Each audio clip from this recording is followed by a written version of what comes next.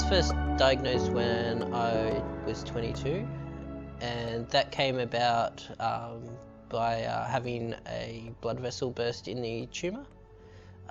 For at least a year before that, I sort of knew there was something up. I always got like a cold or a flu and was continually having one and the other, and I knew something wasn't right.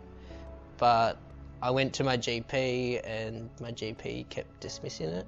At the time I was a chef and I was working in a winery 5 days a week, and outside of that I was partying hard and just living the normal life that a early 20-year-old person does. First I was sent off to have a colonoscopy which found the tumour, and then about a month after that I went in for a ultra low anterior resection, which is where they cut the lower part of the bowel, and in my case I had to take part of the rectum as well.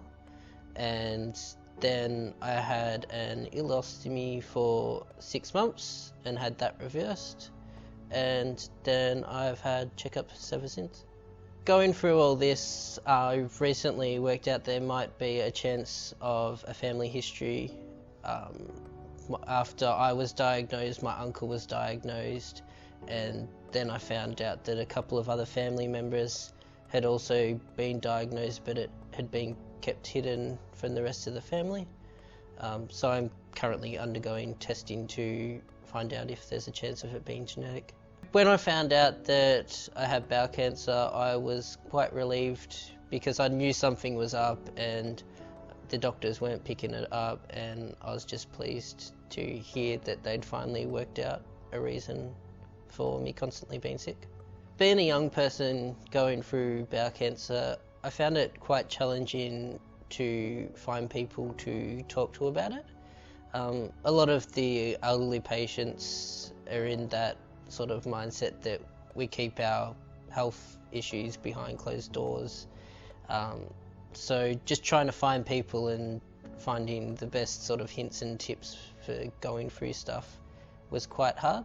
Things are going really well now. I'm back working full time and having fun, doing things as normal.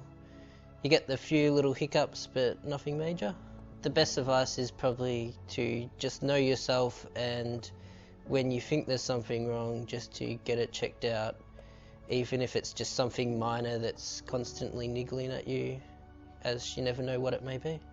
I contacted Bowel Cancer Australia early on in my diagnosis, and since then I've worked quite closely with them and have seen how the company has evolved and their peer-to-peer support programs have evolved.